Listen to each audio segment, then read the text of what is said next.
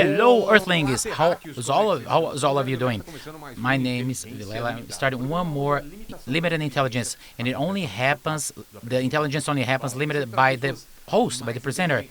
But I only talk to people who are really smart or have done something great, and people who are really heavyweight. Now I want to know what's the heaviest weight you've ever lifted? Not only your stomach, but heaviest weight. 115 kilos. 115, that's your own weight. Exactly, that's the heaviest I've ever lifted. 115 kilos.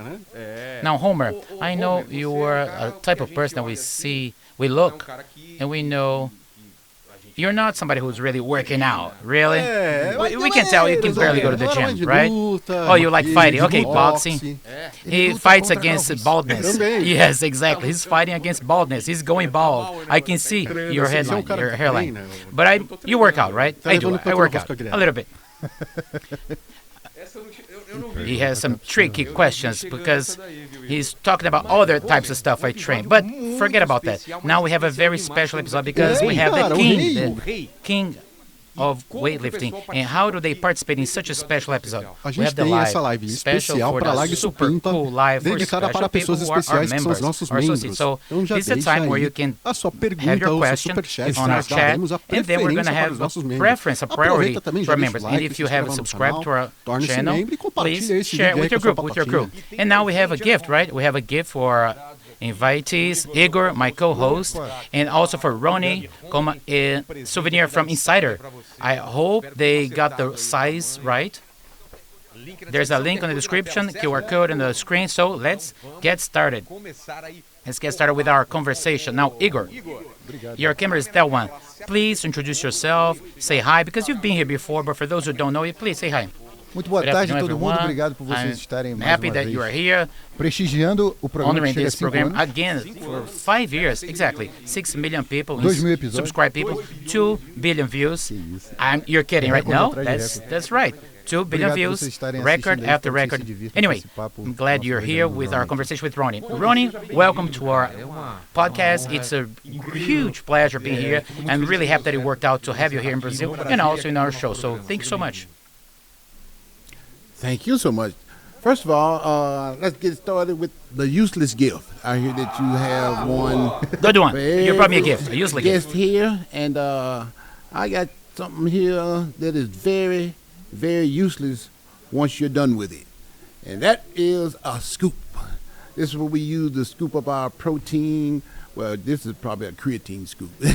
Protein scoop is probably 3 times the size of this.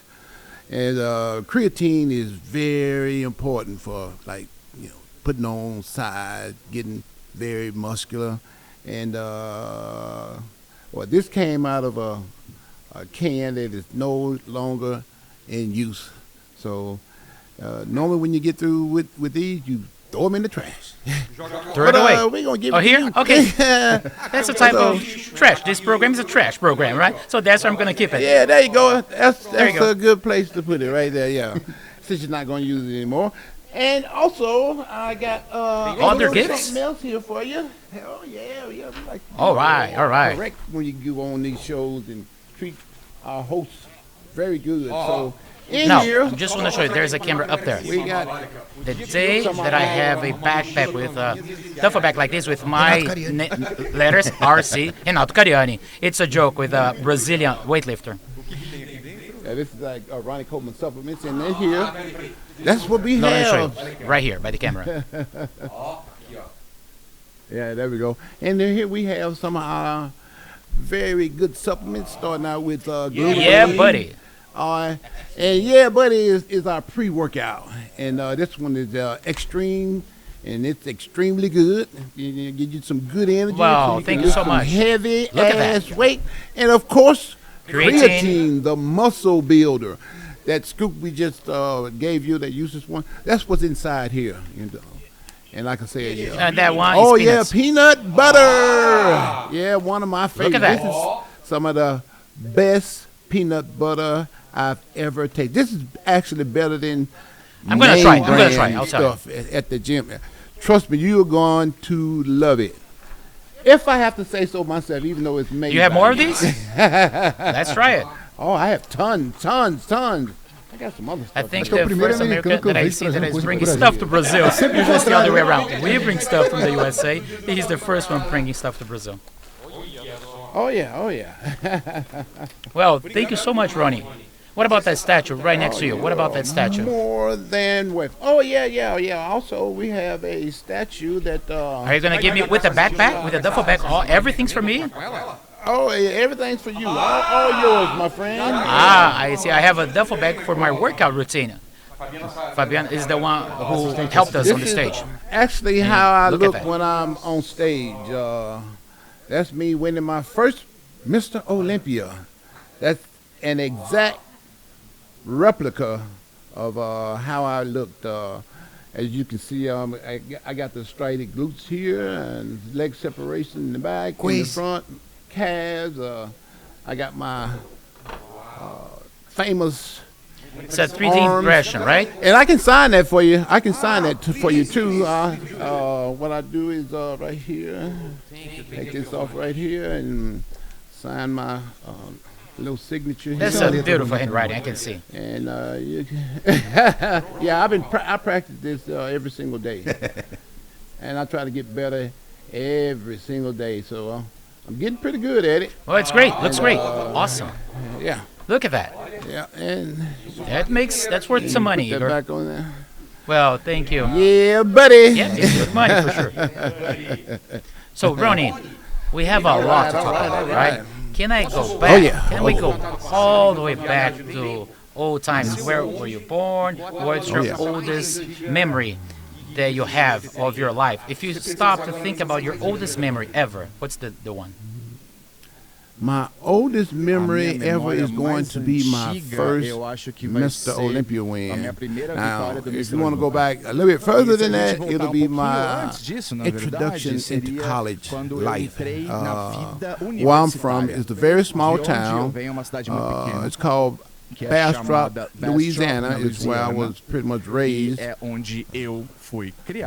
in a Well, let's see in the map. Let's see if we can find his city on the map. Near Louisiana? Bastrop, Louisiana. It's a small town. You might not be able to find it. Oh, they will find it for sure. But I was born in Monroe, Louisiana, the biggest town that's close to Bastrop. It's a more modernized city. And how was your childhood over there?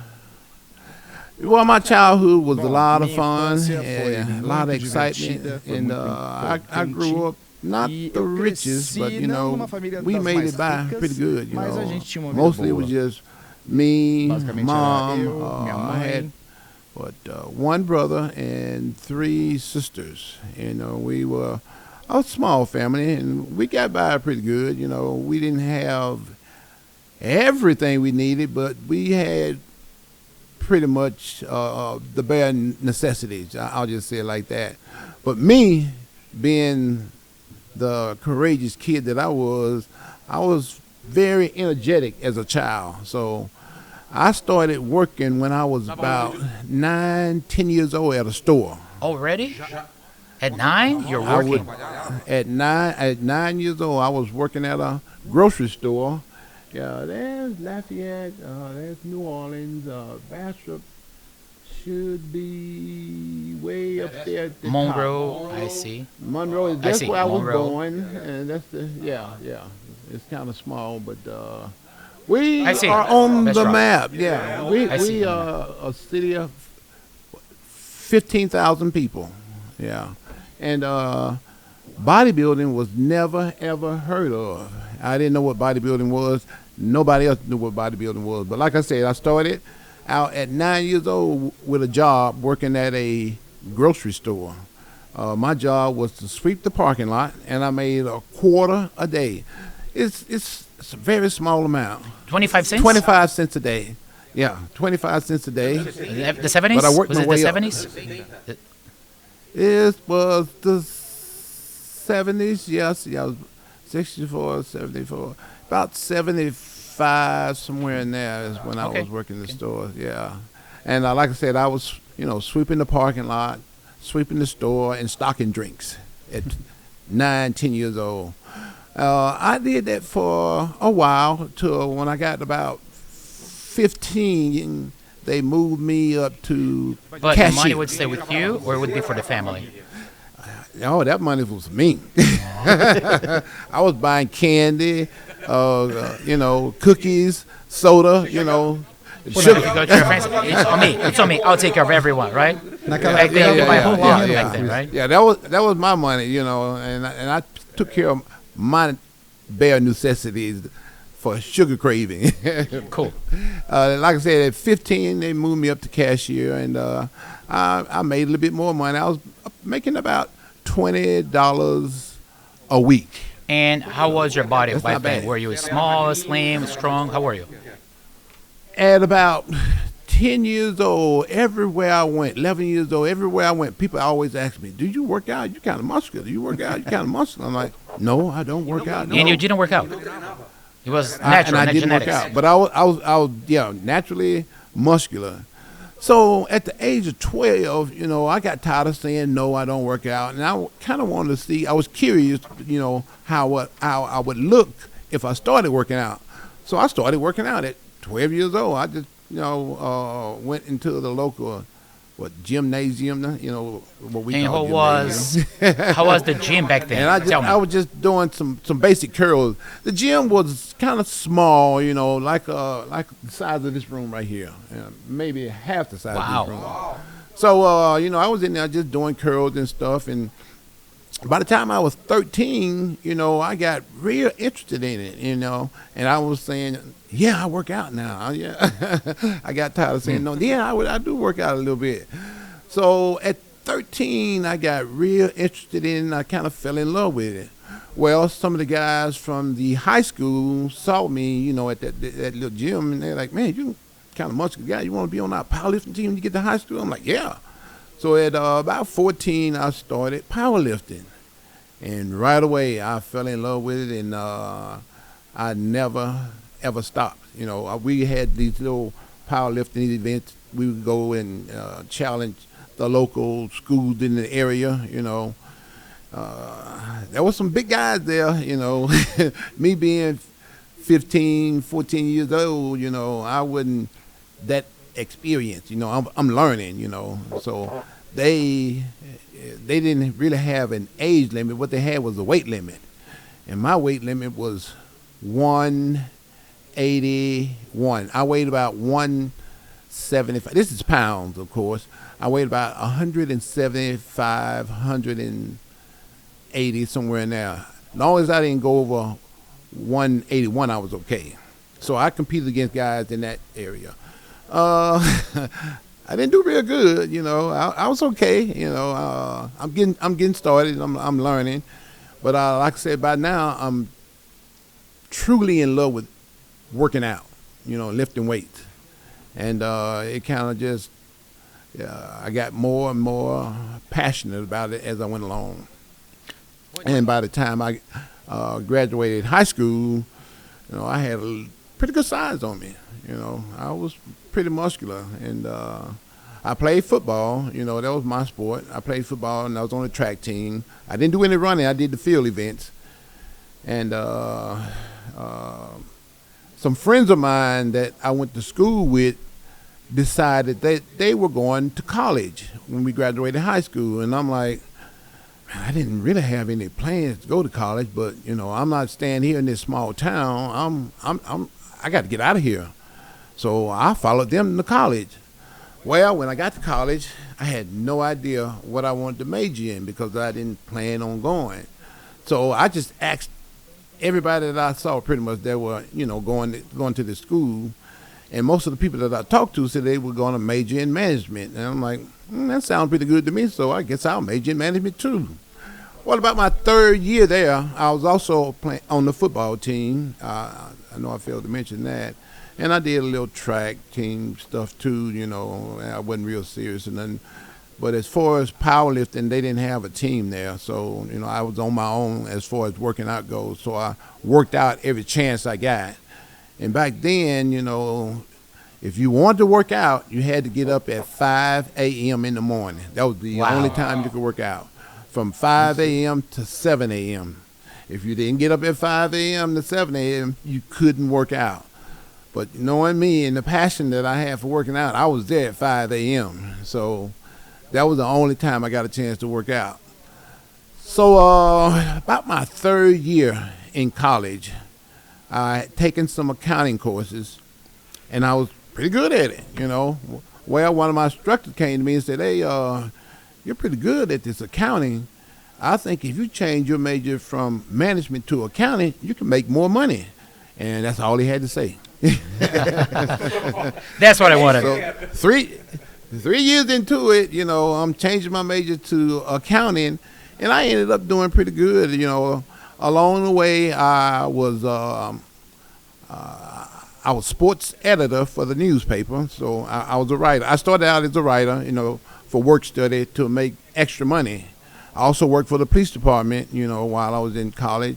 To make extra money, I would write tickets, parking tickets, that's it, you know, nothing major. It was just a way to assist my financial income to help pay for my schooling, because, you know, I didn't have a lot of money back in those days, and you know, government assistance was the best thing for me. So that was kind of like a government assistance program. They call it work study. I did pretty good, you know. As far as the writing, I graduated from writer to editor from 1 year to the next. So I had a lot of fun, and I really enjoyed that, you know, and it was a great experience for me.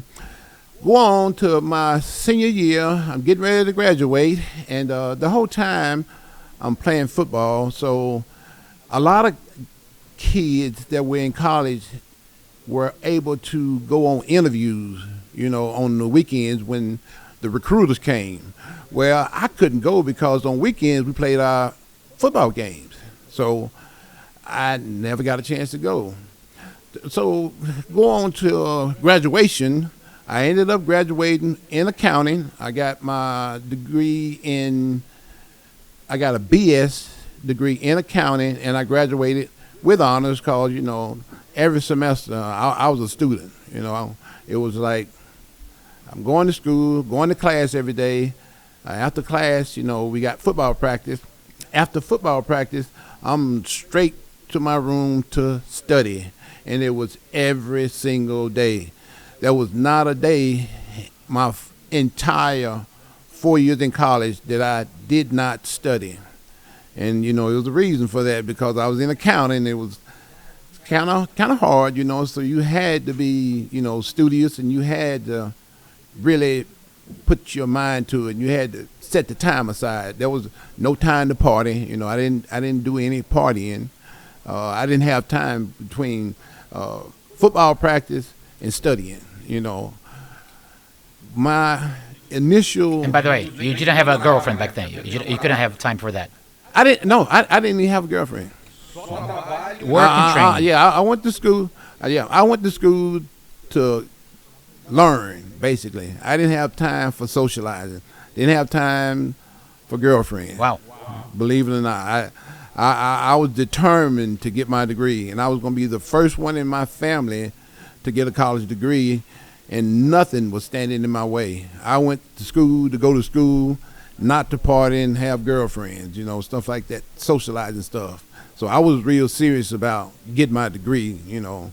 That was my main reason for going to college, because, you know, it was something that had never happened in my family, and I wanted to be the first one to do it. So I was totally dedicated to, you know, getting my degree, you know.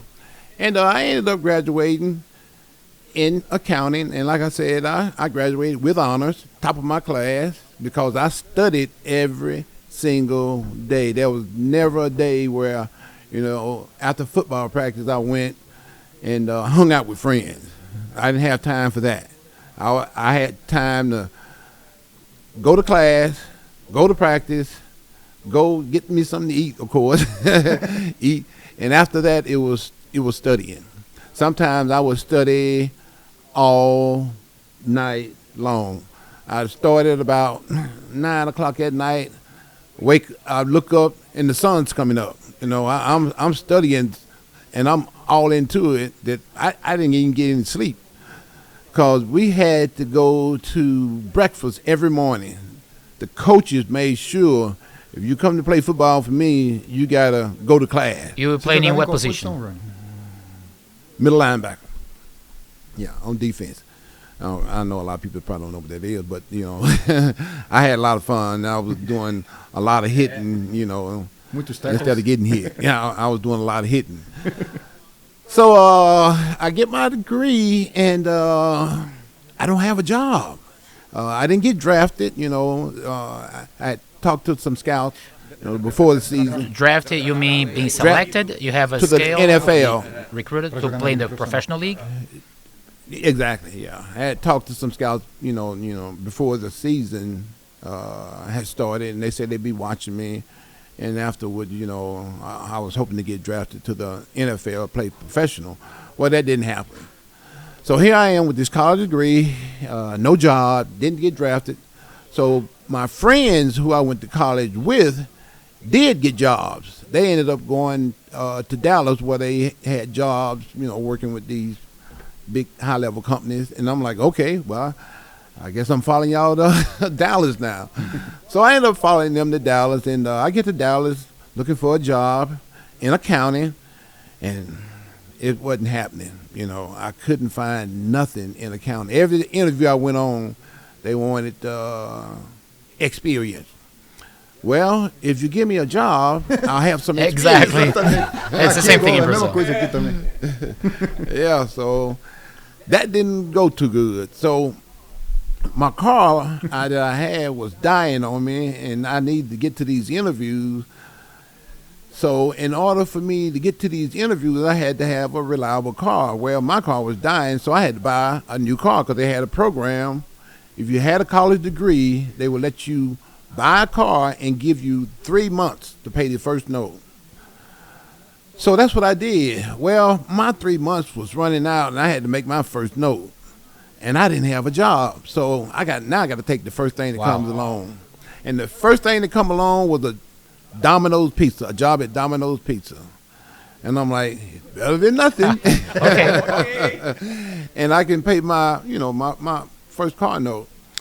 So I ended up taking this job at Domino's, and, you know, of course, I made my first car note, but I'm delivering pizzas in my brand new car. What was that car? The car was a 1987 Pontiac Sunbird. And that was a cool one. Can you put that on the screen? Pontiac? So the Pontiac, can you repeat it? Yeah, it was red. Pontiac Sunbird. Yeah. Sunbird. Let's see which one it is. Let's place on the screen. It was a red one. And you were feeding off of pizza every day? I was delivering pizzas in. No, you were eating pizza every day as well. Oh yeah, well, yeah, that's another story. So I got all these bills, right? You know, I got rent, and, you know, I got car note, I got insurance. I mean, I got student loans I had to pay back. Well, I fell kind of short on finances. So in order to make up for that, I would eat pizza, you know, for dinner every single day. You know, but, you know, I survived. That's a Grand Prix. That's another one. That's the another model. It's Pontiac, but it's another model. That's another model. It was red, though. You know. We got the color right. At least. Got the color right, yeah. So here I am with this college degree, and I am delivering pizzas, and I'm like, man, this is not right, you know. Well, it got to the point where I didn't make enough money to pay all my bills, so I needed another job, a part-time job. Well, a buddy of mine that I worked with said he had a paper route and he needed help. I'm like, well, at this point, I'll take anything. So here I am with this college degree, graduated with honors in accounting, and I'm delivering pizzas and pretty much delivering newspapers.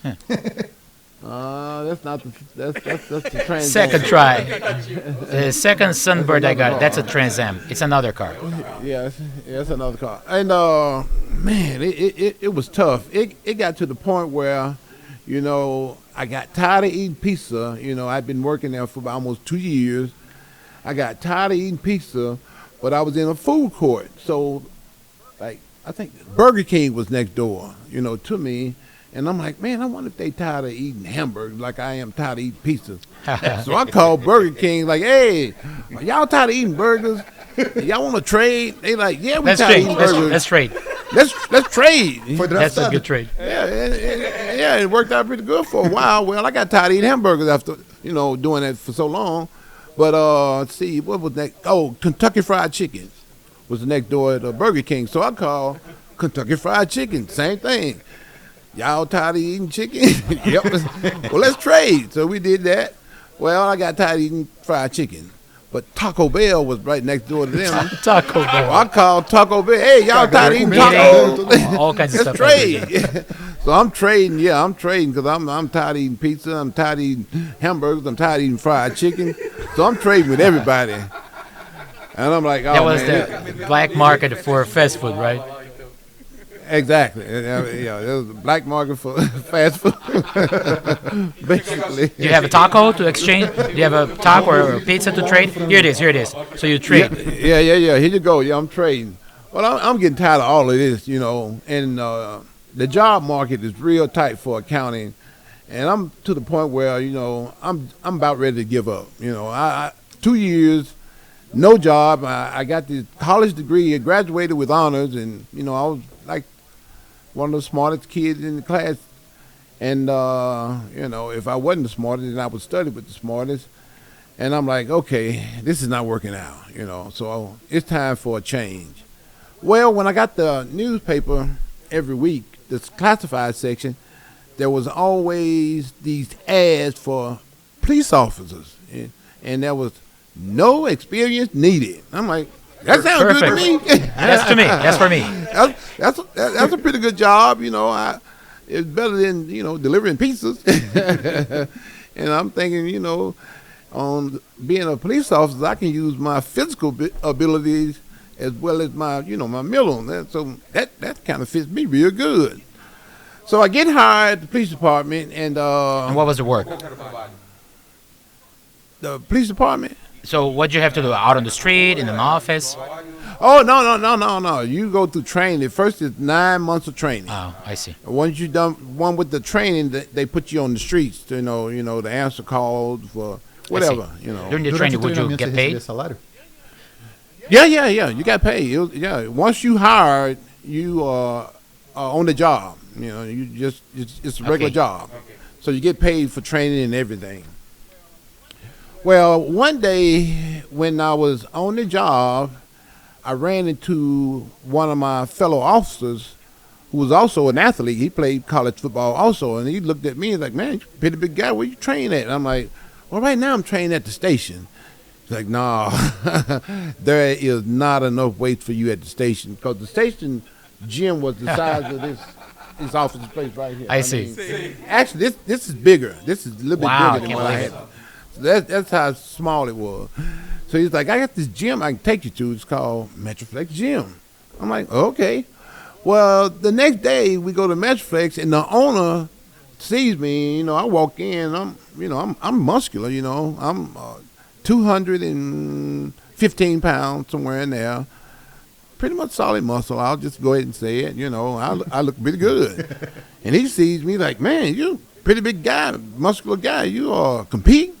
I'm like, no, dude, I don't compete. They're like, I never had no interest in competing. Where I'm from, nobody competed. He's like, oh, okay, well, he's like, you should compete. You can probably do pretty good in this bodybuilding thing. I'm like, no, man, I don't want to do bodybuilding. I heard those guys have to take drugs and they have to diet. And I'm like, there's no way. Look at that. Yeah, that's my back from that time. My first year. That's my first year. That's my second year. That's 91. My first year was 90. My first show. Well, let me go back to my story first.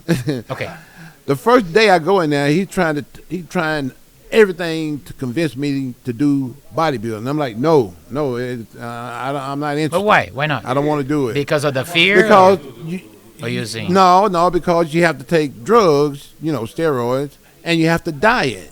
I'm like, no, I'm not dieting. I like eating hamburgers and tacos and fried chicken. I see. Pizza. I can't diet. I'm not into that. She's like, oh, you could do it. I'm like, no, dude, that's okay. I got a job, police department, and I just want to do that. Second day I go in there, same thing. He's like, man, you used to really do this bodybuilding. Just like Cariani here in Brazil, always trying to get you to compete. Yeah, trying to get me to compete. I'm like, no, dude, I told you yesterday I'm not interested. Well, the third day, he's still at it. And I'm like, dude, I told you the light, yeah, pretty much, yeah. That's what I wanted to say. I don't want to do it. I don't want to do it. But Brian is consistent. He's not giving up. But, the fourth day I go in there, he's still at me. He's still after me. He's like, dude, you really need to give this some thought. He's like, you could do good in this. You could be world champion. You could probably be Mr. Olympia. I'm like, what's that? He's like, well, that's the best bodybuilder in the world. I'm like, no, dude, no, I can't do that. He's like, you really wouldn't have to take any drugs, but you would have to diet. And I'm like, no, dude, I don't want to diet, and I definitely won't take no drugs. And he said, I tell you what. He says, I give you a free membership to the gym if you compete in this show coming up in about 4 months. He's like, I teach you how to diet, train as a bodybuilder. I teach you how to pose. I teach you everything you know. And I'm like, dude, you should have led with that, free membership. I'm struggling, and you're going to give me a free membership, do something that, I love doing. I got this passion for working out, I like, if you'd have said that the first day, we could have avoided all that. So Brian gives me this free membership, and he teaches me how to, train as a bodybuilder, how to pose. We go to these posing sessions like 2 or 3 times a week. He taught me how to diet. It wasn't so bad, once I got into it. And my first show was the 1990 Mr. Texas. I go in, I win first place and overall. My second show was the next weekend, April 14, 1990. I go in, win first and overall. And it goes on, for about, a couple months. Every show I entered, I got first and overall. Did you like competing right from the start? Yeah, I was having fun. Free membership to the gym. Oh yeah, you just like fuck it. We having a good time. We are truly enjoying ourselves. Well, the biggest show of the year is the Nationals. If you win the Nationals, you can turn pro, and make some money. Well, my first year in the Nationals, I placed third. And that wasn't too bad. My first year, in bodybuilding, I go into the biggest show of the year and I placed third. But it wasn't first, so I couldn't turn pro. Well, that show was even drug tested, so that helped me a lot, because like I said, I ain't taking no drugs. I can't do that, work police department. Well, the next year comes around, and I go back to the Nationals again. My second year, 1991, in the Nationals, I placed fourth. And I dropped a little bit. This show was not drug tested, so I'm against the big dogs. And they are heavily drugged on the drugs, Me, I'm drug-free. I'm not taking any steroids or anything that has to do with drugs. But if you could pass the drug test, they would put you on this world championship team. They called it the Mr. Universe, and you can go and compete for the world championship. Only thing is you got to win first place in your class. Well, the first place winner in my class could not pass the drug test. Kevin LeBron, he won first. The second place guy could not pass the drug test. That was Flex Wheeler. And the third place guy couldn't pass the drug test. He didn't even show up either, Paul DeMeo. Well, now it's my time. I show up, take the drug test, pass it, and go on the world championship team to compete in the world championship. That year it was held in Poland, Katowice, Poland. Well, we go all the way over to Poland. We get there, and it's freezing cold. There's no food to eat. They're communists, trying to go from communist to democratic society, and times were tough. They were communists. You were communist. That's very bad. Very bad. Yeah, very bad. I mean, the conditions were horrible. There was no food whatsoever. The only thing they had was some rice and some cold cuts, like bologna, salami, and stuff. And I know. Bodybuilders can't eat that. You can't, if you're on a strict diet, bologna and salami is the last thing you can eat. Well, my roommate, who was also competing in the show, believe it or not, his name was Ron Coleman too. Oh, wow. No way. Out of all things, his name was, we had the same name. But his wife had made some grilled chicken and some pancake mix, and that's how we survived off this chicken she had frozen, and this pancake mix of all things. But, we did pretty good. We ended up competing, and all of us, did pretty good in the show. I won my class. The bantamweight guy won his class. So we were the only two to turn pro from that show, the World Championship. Well, winning that World Championship qualified you for the Mr. Olympia the next year. It was 1991. And I ended up, going to the Mr. Olympia the next year, and I didn't place. I just say it like that. The Mr. Olympia was held in... And why not? Helsinki, Finland. Well... It was my first year, my first time. I was, getting acclimated, getting introduced to something new. As an amateur, I did pretty good. Being drug free.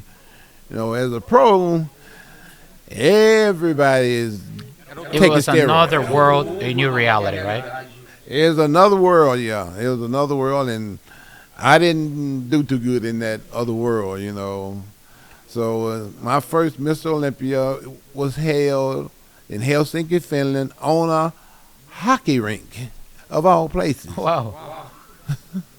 They set up a stage on a hockey rink, and we had to walk on our bare feet on this hockey rink to get on this stage. On the ice? Conditions were horrible. On ice, the conditions were horrible. Oh, wow. Not to mention, me being drug-free, not on the same level as the guys, so I didn't even get a call out. Where they compared the guys, I didn't get compared to nobody. I guess I looked that bad. That year, yeah. That was 1992. But who won that year? Dorian Yates, yeah. Lee Haney had retired, the year before, so it was wide open for a new Mr. Olympia. Lee had won 8 in a row, but nobody beat him, and, his era was over, and Dorian Yates' era was beginning. And, that's how I got, into the sport, and that's how I did my first professional bodybuilding show. Actually, my third, because I had done some shows prior to the Mr. Olympia. My first professional show was the 1992 Chicago Pro Show. I placed 11th. My first show. I mean, drug-free, competing against guys that were totally drugged out. But tell me, Ronnie, even going not so well in that first experience, did you feel as you belonged to that place? You felt like you could do the best to win? Did you have that feeling? Yeah. I mean, there were about 20 to 25 guys in the show, and in the place 11, in my first show, being drug-free, my very first drug, no, that's not the Mr. Olympia. That's not the one, first. That's the 1999 Mr. Olympia right there. A lot of people say that was your best shape ever. Do you agree with that? No, my best shape ever was 1998. The year before that. The year before that, okay. Yeah. This year was, this was 1999, and I like that a lot. This is this is the 1991 World Championship where I was totally drug-free here. They didn't believe I was drug-free, so 2 o'clock in the morning, the night before the show, they knock on my door like, "Hey, we need you to take this drug test." I'm like, "I already took it." Like, "No, we need you to take another one." They couldn't believe you. What's up with that? They didn't believe me. And of course I took it and passed it again. But yeah, that's how I look when I won my world championship right there. I had hair and everything. Oh. Yep, that was the shot. If you look for the years, as the years go by, when they take steroids, you can tell that he doesn't have the side effects. But the rest is just incredible. Look at his arms, legs. Yeah, I had 22-inch arms right there, 22, and I was totally drug free, none whatsoever. That's all incredible. Natural. Yeah, nobody believed it, but I was, and I proved it by taking that drug test at 2 a.m. the night before the show. The second test, I see. The second test, yeah, I had already took one before I went there. And as soon as I got there, they had me take another one. I'm like, I already took this before. But I guess they thought, well, it was probably a week ago. No, it was 2 weeks. It was 2 weeks because the Nationals was like October the 7th, and this show here was like October the 28th. So it was like 3 weeks later. So I guess they like, oh, went out and took some drugs now. When you decided to test you again. Compete, did your family support you? Oh yeah, my family was 100% behind me. Yeah, they went to all my shows. Every show I did that was local, where they could go. Of course, they didn't go to the Nationals. That was in the Nationals that year was in Pennsylvania, Pittsburgh, Pennsylvania. So of course they didn't go to that show because it was hours away by flight. Everybody had jobs and they couldn't afford it. But that's how I got acclimated and introduced to the professional world. My first Mr. Olympia, dead last. Not even a comparison, But I had fun and I enjoyed it, and free membership to the gym. That's the most important. I see.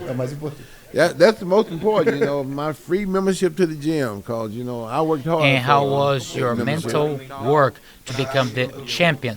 What did you think you had to do in order to get there? Well, I had to train real hard, maybe a little bit harder than other guys, because like I said, I was drug-free. They had a little edge on me, I was kind of behind the 8 ball a little bit, and they were way out in front of me. So, but I had a lot of passion, for working out back in those days, and I still do, but that pretty much kept me going. The passion that I had, I was truly doing something that I loved doing, and I would have competed, my whole career, without, being paid or anything, because I had the passion for it. And same thing for the police department. I had a ton of passion competing. I mean, working, not competing. I had a ton of passion for working for the police department. I mean, I look forward to going to work each and every single day. I had fun at that job. That job, to me, was another thing where it was like I looked forward to going. I couldn't wait to get to work every day. It was one of the highlights of my life, working for the police department and working out. Those were the two things that I loved more than anything else in the world. So I was doing two things that I truly enjoyed doing. So what was the most bizarre incident at the police station or during the police time? Man, shucks, I don't really remember any bad things happening. I remember this one time I was working a part-time job, as a police officer, you can work all these part-time jobs and earn extra money. Well, one of my part-time jobs was working at a restaurant. It was called Denny's, and it was a 24-hour restaurant where they served breakfast food and all kinds of food. Breakfast, dinner, lunch, everything. Well, I worked that job from 12 midnight till 4 in the morning. And I was basically security, because people would come in all, drunk, being rowdy, being loud. And I was there, to restore order. Well, this one particular night, this guy is being real loud. He's drunk, he's having the time of his life. And I'm like, dude, you're being a little bit too loud there. Calm down, And him being, drunk and, being loud, he's really not paying me no attention. And he's really not seeing me because I'm like, kind of like behind him. He's in front of me a little bit. And I'm trying to tell him, calm down, you're being too loud. Well, he kind of ignores me. And I'm like, wait a minute. I'm security. I'm supposed to be, restoring order here, and then this guy just totally ignoring me. I'm not. He's making me look bad. So I get a little bit closer to him, and I go to grab him by the arm, and like, hey, you didn't hear me? I said you're being too loud. And he kind of like jerks away. Oh boy, that's not a good idea. And, he kept being loud. And I was like, okay, you under arrest. And he's like, no, I'm not. I'm like, yes, you are. Yeah, buddy. And then I go to, put the handcuffs on him. And I'm like, turn around, put your hands behind. He's like, nope. I'm like, yep. And he's like, nope. And I'm like, yep. And I'm like, okay, time to, be a little bit aggressive. So I throw him down on the ground. That's what I wanted to hear. I gently just threw him down on the ground. Gently, like, I see. Yeah.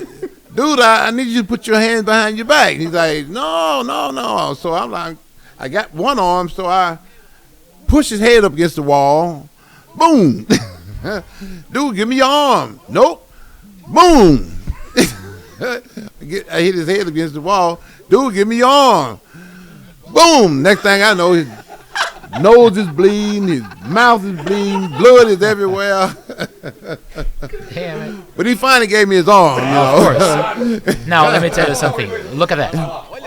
Just a drunk guy could not respect a policeman at that size. He didn't see me. I was kind of like behind him. He never saw me. So he didn't know I looked like that, So he's being, resistant. And I'm pushing his head up against the wall. He's hitting his head and his mouth is bleeding, his nose is bleeding, blood's everywhere. And I'm like, dude, I told you, put your hand behind you. But I'm getting ready to walk him out, and his sister comes and says, hey, what you doing with my brother? I'm like, your brother's under arrest. She's like, what'd he do? I'm like, he being loud, and he's drunk. She's like, you can't do that. I'm like, yes, I can. She's like, no, you can't. I'm like, okay, you on the arrest too. So you're coming with me.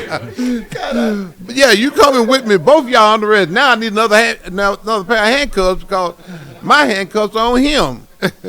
Well, another car pulled up and they gave me their handcuffs and we put them in the car and took both of them to jail for being drunk and disorderly, basically. Well, that's wonderful. Yeah. That was a good one right there. I had a lot of fun that night. I can imagine that. That was actually one of my best days on the job. Now, for how long? And to top it all off, to end this story, to top it all off, he filed charges against me.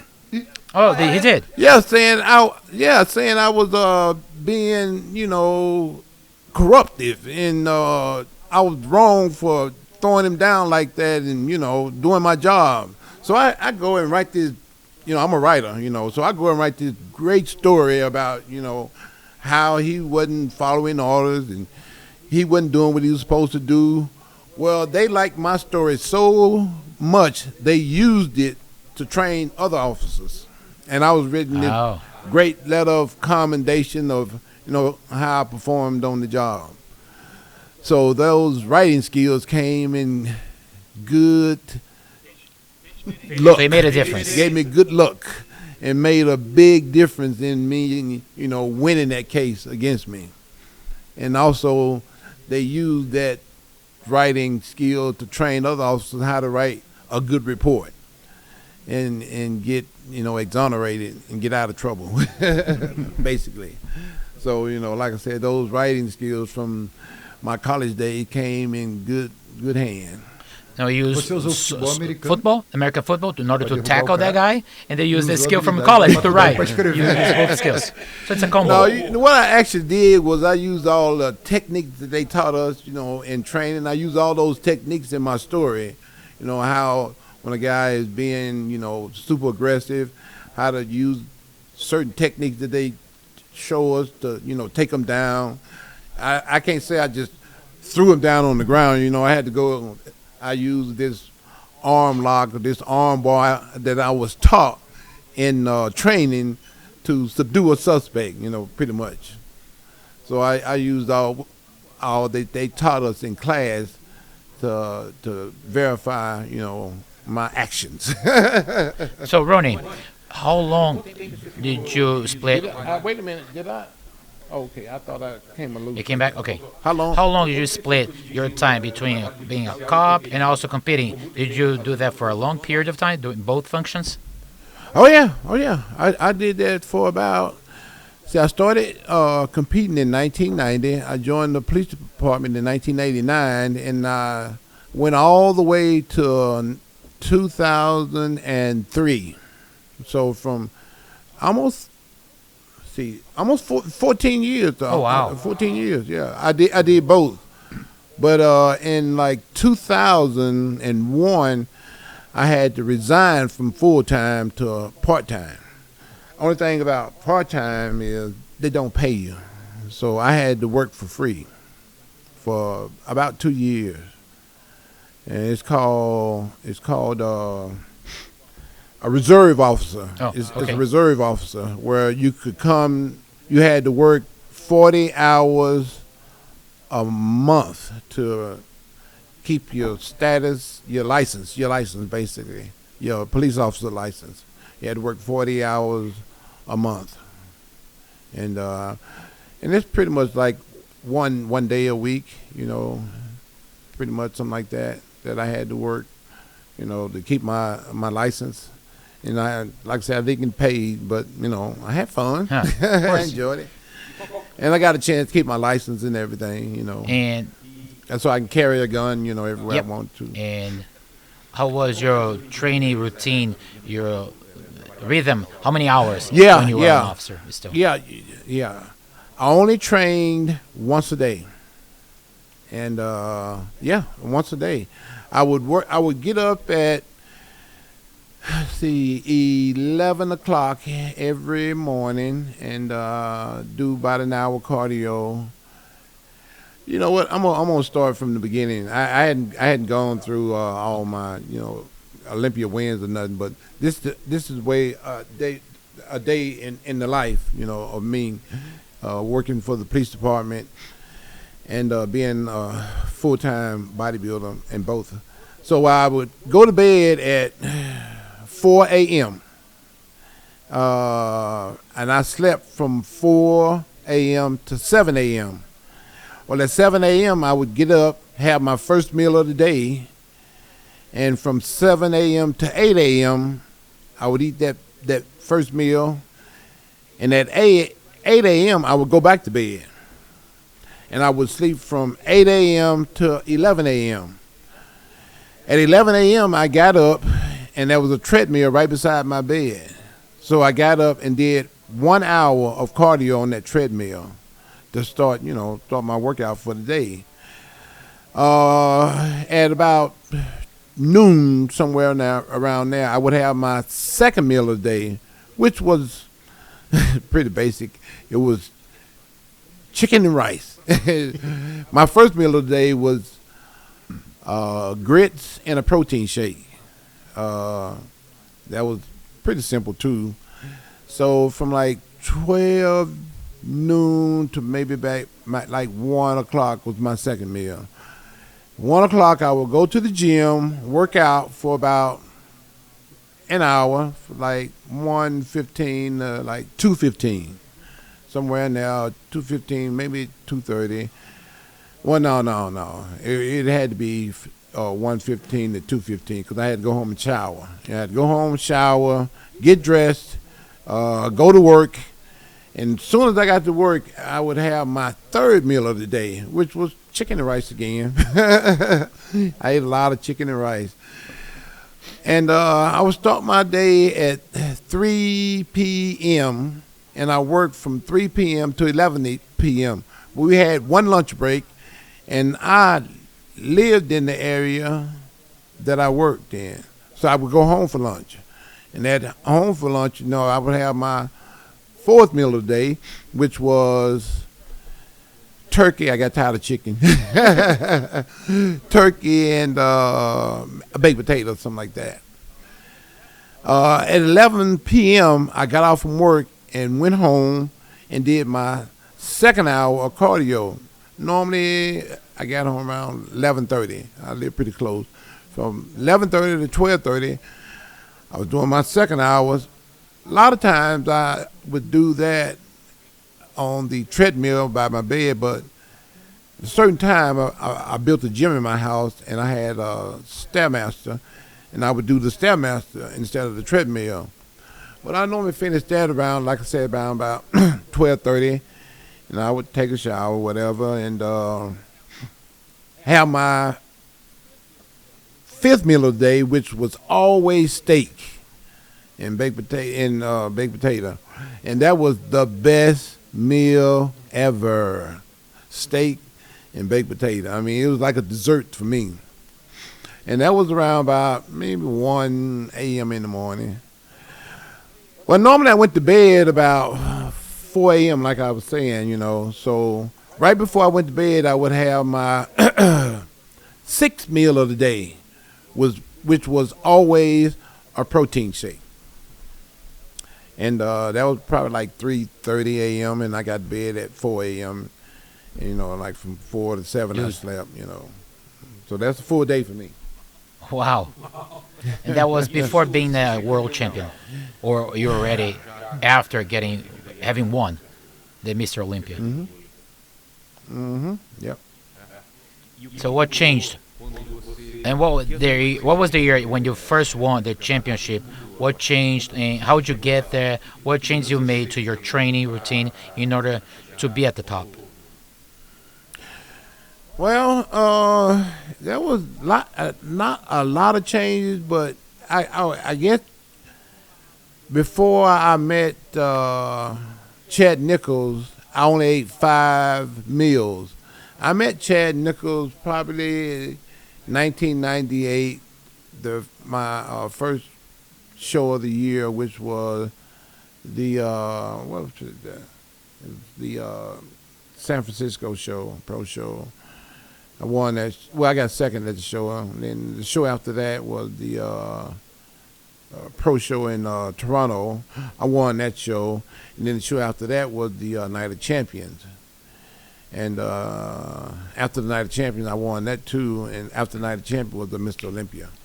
And that was the year 1998 was my first Mr. Olympia win. And that was with Chad Nichols also. So that started, my championship run, and that changed everything, Chad changed cardio. I used to do just 1 hour a day, and that was enough for me, at least I thought. And he also changed my food intake. I thought eating 5 meals a day was enough. Well, he wanted me to eat 6. I'm like, dude, there ain't enough time in the day to eat 6 meals. I mean, I don't have time. And he's like, well, you can get up in the middle of the night while you're sleeping and eat a meal and go back to bed. I'm like, what? Are you serious?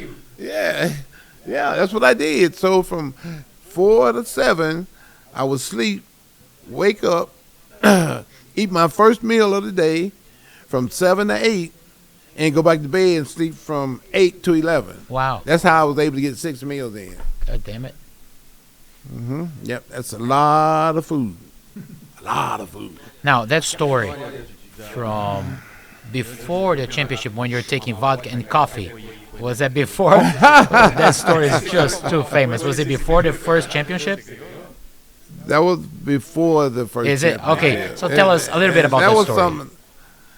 That was just something that happened out of the blue, you know. That was a one-time thing, you know. Okay, after every Olympia, we always had the European tour. You know, on the European tour, we had about 6 to 7 shows, you know, where we can just make a little extra money. It wasn't nothing major, you know. It was just some where we can make extra money after the Olympia.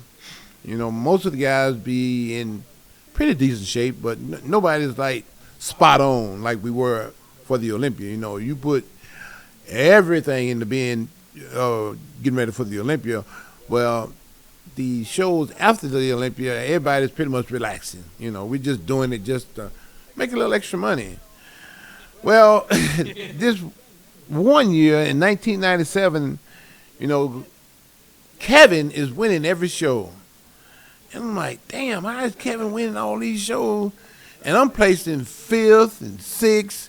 You know, and I'm like, damn, what is he doing? What is he doing that's different? What is he doing? Yeah, what is he doing different from what I'm doing? You know, I'm trying everything. I mean, I'm not drinking that much water. You know, I'm cutting back on my water, and I'm taking these diuretics. You know, just to get water off me, and you know, it's just not working out that good for me. And Kevin is winning every show. And I'm like, damn, what the hell is Kevin doing to win every show? Well, I decided this one night, last show on the tour, I'm going to go to Kevin and ask him what the hell he doing. So it's about like 1 a.m. in the morning, you know, the night before the show, 2 a.m. in the morning. I'm knocking on this door, knock. I'm like, Kevin, what are you doing to win all these shows, man? I can't figure this out. I'm doing everything I can think of, you know, and I'm getting 5th and I'm getting 6th in every show, and I can't place no higher than that. Well, Kevin's like, you really want to know what I'm doing? I'm like, yeah, man, I want to know what you're doing. So he goes over to his coffee maker, and I'm like, okay. He poured a cup of coffee. It didn't end there. After he poured the coffee, he goes into his refrigerator and pulls out a bottle of vodka. I'm like, oh, boy, here we go. What the hell he doing now?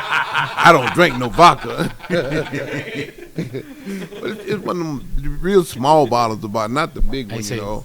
And he poured the whole bottle in there. I'm like, oh, boy, he ain't gonna make me drink this, is he? And he's like, you want to know what I'm doing? I'm like, yeah, I want to know what you're doing. He's like, well, drink that. I'm like, dude, I don't drink no vodka. What the hell? What are you talking about? You drinking vodka and coffee. He's like, well, you want to know what I was doing, and this is what I'm doing. I'm like, okay. So I go to drinking this vodka and this coffee, and I'm like, this ain't too bad, dude. So I drank a cup, and I'm like, man, let me have another cup. Give me more. Yeah, give me a little bit more. I drank another cup. Man. Oh, man, this ain't all that bad. Well, give me another cup. So I drank another cup, and right by now I'm starting to get a little dizzy. I'm like, oh, dude, I think I done had enough. I'm gonna go in my room and try to get me some sleep. So I go into my room, and I'm laying there, and all of a sudden I got to go to the bathroom. I'm like, damn, what the hell? I ain't never had to go to the bathroom like this. I'm going to the bathroom like every 35, 40 minutes, you know. That's the secret. I'm just peeing like crazy. I'm like, what the hell was in that vodka and coffee? Well, next day comes around, and I wake up, and I go look in the mirror. I'm like, oh, man, holy moly, I look pretty good. I'm like, that vodka and coffee worked good. So I go to the show. Normally I'm like the third or fourth call out. Well, I get the first call out with Kevin. I'm like, oh, okay. Now we getting somewhere. This is working out pretty good. I'm going all the way from fifth and sixth place. I'm in the first call out, so I'm in with the big boys. I'm the top three. So that's not the show though. We're getting everything wrong here, I guess. You know what? That's 97. Yeah, that's how I looked in 97. Okay. Oh, okay. And that's 98. Well, I beat Kevin in that show, 97. He had been winning. He won 7 in a row. He won 6 in a row, and that would have been his 7th one. We had 7 shows. They didn't want that one. In 11 days, and I beat him in that show. And yeah. And, so he himself helped Kevin, to beat him. He helped me to beat him, and he really never beat me again after What that. a story. And then later, you kept drinking vodka and coffee, or you stopped? No. I couldn't do that again, That was a one-time thing. That's what I was going to ask. Oh, you were going to ask exactly that. Okay, I see. Yeah, I got a new nutritionist, What a wonderful story, Ronnie. And he actually had his own concoction like Kevin, except for it wasn't vodka and coffee. It was something he poured in a cup. Well, it was a powder he poured in a cup and added water to it. And it had me going to the bathroom just like that. Every 30 minutes I was going to the bathroom for like 2-3 hours straight. Something that's diuretic. Yeah, it was some kind of diet. I have no idea what it was. None whatsoever. I don't even know if it was a diuretic. I know it worked, though. I won 8 Olympias. So, yeah. And what would be needed in order to win at Mr. Olympia? For those who have no idea what we're talking about, what is the suffering, the dedication? What is needed? What does it take to be there? A lot of hard work, dedication, and a lot of sacrifice, I didn't hang out with girlfriend that much. Didn't hang out with the family. I did not go to any parties, none whatsoever, no matter who was having a party. I was strictly in a camp by myself all alone. But I did have, some good camp members. I had a crew, and everybody had a job. Mine was to get ready for the show. Theirs was to help me get ready for the show. My whole entire family was part of my crew. I had somebody to cook all my meals. I had my nutritionist to write all my programs for my diet. And I weighed and measured everything I ate. I put it on the scale to get a certain amount of carbs, get a certain amount of protein. What I was doing was taking in 600 grams of protein a day. And we had a formula that we used to come up with that. What we did was for every pound of body weight, we were taking in 2 grams of protein. And that's how I was able to put on so much size. You put on muscle size by eating, not taking drugs. The muscle size came from eating and eating only. Drugs were kind of like an assistance, That was just, and if you didn't eat, you did not put on muscle. And protein is what builds muscle. I put on about 80 pounds of pure muscle from my first Olympia to my last. Started out at like 250, all the way up to 330 pounds. almost, like I said, 80 pounds of muscle. And that came from eating protein and training extremely hard, and a little assistance from the drug, not a whole lot, but a little bit. People think I took massive amounts of, steroids to do it. It was the eating part that did it.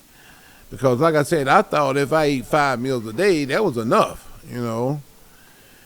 When Chad told me I had to eat 6, I'm like, no way, dude, it's not happening. He's like, if you want to, be the best and you want to put on some muscle size, you got to eat. And that's exactly what I did. I would get up in the middle of the night while I was sleeping, eat a meal, and go back to bed. And that's how I got 6 meals, and that's how I got 600 grams of protein a day. And it was the hardest thing I'd ever done in my life. But I made it work. And it took me probably about 3 to 4 months to get used to that, because here I am just stuffing food, because I can barely eat it. It's a lot of food, Here I am trying to eat all this chicken, turkey, steak, and it was a lot of food, but I made it work. It took me 3 to 4 months to get used to eating all that food. But once I got used to it, it was on. The fight was on, and I was there to win. And for the most part, I won 8 in a row. But it wasn't easy. And it was a fight. And I had fun. I enjoyed it. I was doing what I truly enjoyed doing. I was passionate about what I was doing. You have the sacrifice part, we know, but you had pleasure in training still, right? Oh, yeah. So that was never lost, right? The pleasure of training. No. I was very passionate about training, and I look forward to working out each and every single day. Each and every single day I look forward to training, and I look forward to working full-time for the police department. I was doing 2 things that I was very passionate about, and I had a lot of fun doing them, even though it was extremely hard to do. I mean, it was hard, making those sacrifices, not being able to hang out with, my family and girlfriend and, parties. I imagine. I was determined to, win, and that's what I had to do to win, Once it was all said and done, it was well worth it. And there's nothing, not one thing that I would change now. If I had to do it all over again. Really? There's nothing I would change. The only thing I would change is this one time, I was getting ready to do this 800-pound squat. Well, I had already just give me a second. Deadlifted. We have that video, right? Let's put the video on, because he will talk about his regret, or if he regrets doing that kind of squat. Let's see. Let's place the video first, Ronnie. Is that the one? Yeah. This is it.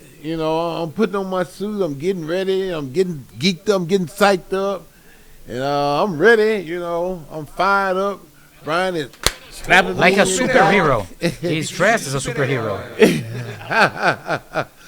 Yeah, that's keep me tight. Help me go down and come up. That suit is real tight. Make sure. What was the weight, the total weight? Out of place. I was 330 pounds right there. So that's what? Look at that. 150 kilos, somewhere in there. Yeah, I was pretty heavy. And bar, you could have 350 kilos or something on the bar. Yeah. That's somewhere in there. Brian, what about that tap? He's trying to knock my head off. What happened? And I'm real mad now. I'm real mad. I'm real psyched up. I'm gonna do this 800. The first rep was kind of light, and I went down a little bit heavier on the second one, and now I'm putting it up. I should have kept going. That's your regret? At least 3. That's my regret. I had 3 more reps I could have done. But instead of doing it, I put it up. And I'm like, oh, man, I had 3 reps left in me. What am I going to do? I ain't going to do that. I ain't going to try that again. You know, I got the Olympia I'm trying to get ready for. So I'm going to make up for it on the leg press. I'm going to put as much weight as I can on there, and I'm going to get as many reps as possible. So I put so much weight on there, I had to use a calculator to add it up. And when we added it up, it came to 2,300 pounds. And I'm like, okay, it's on now. Yep, 1 ton. I'm like, it's on now. So, oh, that's easy peasy. Yeah, easy peasy. I did 9 reps. Lifting a car. This was right after. This is right after the squat. Oh, it was after. The same day. Yeah, the same day. Right after I did the squat, I went to the leg press. And I put 2,300 pounds on there, and I did 9 reps. So basically, you were lifting a car. Yeah, going down, going all the way up, all the way back, all the way up, 9 times. And I got you can call him. If you need to change your oil, just call him. He'll lift your car up. You can have a towing truck company. Yep, yeah, I can lift it up with my legs. Yeah. I won't charge you a lot of money, too. I could picture that. Ronnie, how would it be the company called? Ronnie the tow truck company? How would you call it? But you said something really important. The lift. I'm the lifter. I'm the lifter. I'm going to lift your car up for you so you can change your oil. Now, you said something that's very interesting about dieting and training, because people think that just juicing or steroids is enough. But if you don't have the rule, if you don't do that, you don't have results, right? No. Mm-mm. No, you don't. And there is a very famous interview. You were at Joe Rogan, right? And he asked you that, right? Yeah. And you're a clone. Yep. You have a clone for you here. I'm going to be Joe Rogan. He's going to be you. He's going to impersonate you. So, Ronnie. Yep. Did you take a lot of drugs? You know, just basic stuff. You know, tests. D-ball. Is it good? Is he good impersonating you? Yep. Mm-hmm. Pretty accurate. Ronnie. So, Ronnie, we have a few videos we see online sometimes, some kinds of memes where you're with a Kawasaki, you're driving a Kawasaki, the sports motorbike.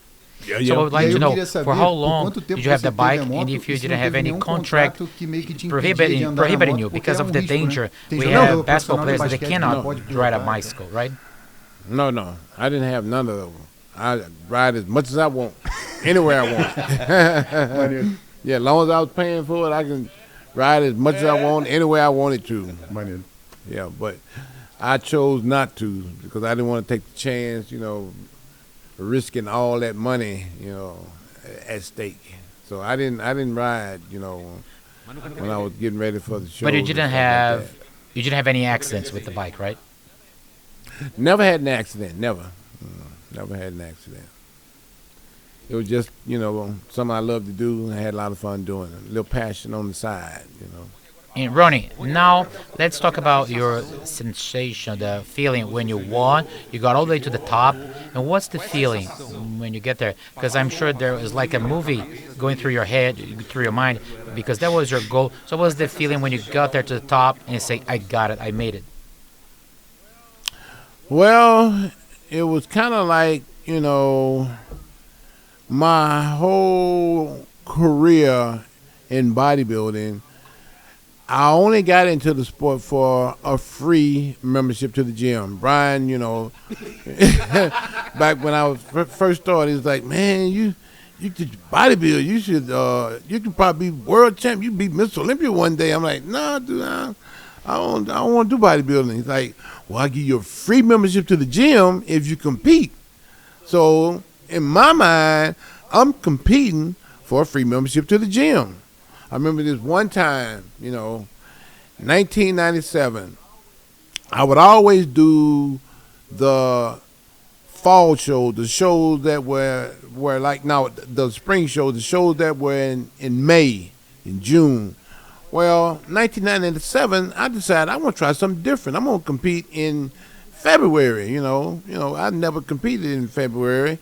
So the first show of the year was the Iron Man. So I'm thinking, I had won, shows, in the fall. So I'm thinking, in the spring. So I'm thinking, well, I go to fall, I should win these shows too. Well, the first show of the year was the Iron Man. So I'm going into the Iron Man thinking, I got this, it's the easy win for me. And I get there and I got third place. And I'm thinking, what the hell is going on here? Here I am, 5'11", about 200 and, let's say, 50 pounds. And the guy who won the show was a short guy. He's like 5'2", somewhere in there, maybe 150 pounds. Well, I'm like 100 pounds heavier than him, and he beat me. And I'm like, what the hell? I thought this was bodybuilding where the big guy won the show. And I'm like, okay, maybe it was an oversight. Maybe it was a mistake that they let him win that show. So the next show was the Arnold Classic. And I go into the Arnold Classic, and it's my first time ever doing the Arnold Classic. And this little short guy, 5'2", maybe 150 pounds, he's beat me again. And I'm like, oh, hell no. This is not going to work, I didn't get in this sport to get beat by a short guy, 100 pounds lighter, than me. I'm 100 pounds heavier. I'm much bigger than him, and he beat me. And now I'm a little depressed. And I get back to my room, and my girlfriend's in there with me, and she's a bodybuilder too, and she's pretty good. She's winning the Arnold Classic. She's winning, and I'm getting beat by the little guy. And I look over at her, and I'm like, Vicky, you know what? I don't need this bodybuilding. I got a job working full time for the police department. I'm making good money. I got great benefits. I got insurance, they're taking care of me. I got good salary, that pays. I just bought a brand new house. I got like two brand new cars, and this was all done, with me working for the police department. And I'm like, I don't need bodybuilding. I think this is my last show. And she looked at me and she said, boy, shut up. And as soon as she said that, I'm like, wait a minute. I can't quit bodybuilding, because if I quit bodybuilding, I lose my free membership to the gym. And I'm like, I don't work too hard to, give that up, And I didn't quit. I kept going, all because of my free membership to the gym.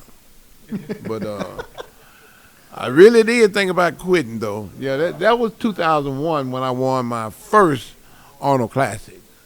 They say that this is my best shape ever, but I don't agree. I agree with my first Olympia. I weighed the exact same thing, though. I weighed 247 pounds, that is, when I won my first Olympia, and I weighed 247 here, which was, 4 years, 98, 99, 2000, 3 years later, I'm weighing the same thing. And wow. They really like this condition here. And I was pretty good condition here. I mean, from the back, I was like spot on, like real good. Do you meet Arnold Schwarzenegger back then, or you already knew him? Had you talked to him before that? Have I talked to him? No, I don't think so. I don't think I never talked to him until this show. Yeah. And what did he say about that? It was so long ago, I really don't remember what he was saying to me, because, I really wasn't paying too much attention. I'll bet. But he was a real nice guy. I do know that. And I remember, he did say something. He said, I want you to come and help me at this show that I have in Dallas. He said it's a program where we help kids in this after-school program, and I want you to come there and help me out with the show, help me out with the kids. And I'm like, oh, okay. So he came to Dallas, and I joined him, and we did this show together where we kind of like help kids after school, stay in school, pretty much stay in school and, not drop out. So it was a program for that. But, yeah, that was my first time interacting with him. And we actually did that a lot. We did it a lot after that. And we would work together on a lot of occasions where we would, do this aftercare program. And, of course, like, me and Arnold, we are good friends now. We work out together. We worked out together. And when I was in the hospital, he helped my family visit me. He paid some of the hospital bills to get them there, and he helped me out a lot there because we were real good friends. And he also said he wanna help me do erect a statue. He has a statue in front of the Memorial Stadium. I forget the name of the Veterans Memorial Stadium. He has a statue there, and he want to put one of me there also. And he want me to go through and pick out a good picture to use, and he wants to, erect a statue of me. So I got my wife working on that right now, looking for a good picture to use for this statue. So. That's so cool. He's been a real good friend. So, Ronnie, along the way. Just before we change subject, what's the importance of Arnold Schwarzenegger in your generation for powerlifting? Well, of course, he's always been this very inspirational guy that, a lot of us have always looked up to and, gained inspiration from and tried to, emulate what he's done in the sport of bodybuilding, become, one of the greatest bodybuilders, in the world today. And he provided a good source of inspiration to help us, inspire to be pretty much just like him. He won, 7 Mr. Olympias, and I won 8. So I got him beat by 1. And I never let him forget that. Every chance I get, hey, so you remember that? I got more Olympias than you. Yeah, I always remember. You only got 7. I got 8. So I'm a little bit better than you. We like to, play around with that all the time. But he's a real good guy. He's one of the nicest guys I've ever met. Been real friendly and helped my family out a lot. Helped me out a lot too. And to this day, we're pretty good friends, So, Ronnie, nowadays we hear a lot of people saying about athletes, especially in open athletes, not having the same conditions from athletes back in your time. And I had the opportunity of seeing Olympia live, in person, and it's really different, even though the image from your time is not at the same high-level definition as it is today. They look better. Yeah. What do you think is the determining factor for that? That goes back to being dedicated and having that passion for what you're doing, really and truly enjoy what you're doing and doing it for the passion, doing it, to look good, putting 110% into it, not just taking it for granted, just doing enough to beat your fellow guy, or just doing enough to, barely beat him. But where in my day, we all trained extremely hard all the time trying to beat each other, because back then everybody was very conditioned, in real good condition, so there was a lot of competition, whereas today it's not the same. It seems like everybody is just doing enough to get by, not really having the passion, to look their best, the very best, not going 110%, not going all out, not, giving it your all, not being totally dedicated, like, a lot of guys were in my day. You know, we were all real dedicated. We were all fighting against each other, trying our best to outdo one another. And at the same time, helping one another out. You know, Flex helped me out a whole lot. Kevin helped me out a lot, you know, back in those days. You know, we would help each other out, you know. Even though we were competing against each other, you know, in the end, it was all about who worked the hardest, who put the most into it. Because bottom line is, we weren't making the decisions on who was going to win, who was going to lose. That was the judges. And we were not judging the shows. We were just competing and bringing our very best package to the stage. Whereas the guys now, they're like, I'm just going to do enough to, you know, get by and do enough to look, you know, this certain way. Whereas we were really fighting against one another, trying to do the very best we could. We had a lot of passion, and it showed in the way we trained and the way we worked out. We worked out hard, heavy. A lot of us did, you know. Whereas now the guys they just doing enough to get by, you know. They just going through the motions pretty much, you know. There's not a lot of competition, you know. Everybody is not really conditioned. They're not putting forth the effort that they really need to put in. They just doing enough to get by, you know, and survive the day. And there's not a lot of competition in that way, whereas back in the day, we went all out, you know. Everybody was putting forth like 110%, trying to beat each other each and every single time we went in there. You know, we would go in and Kevin would win a show one week. The next week, I would win a show. The next week, Flex would win a show, and it was you know, back and forth thing. Yeah, where, you know, it wasn't where today is like, I'm gonna bypass this show and wait to the Mr. Olympia to do a show, and I'm just gonna do just that show. That's it. You know, that's enough for me.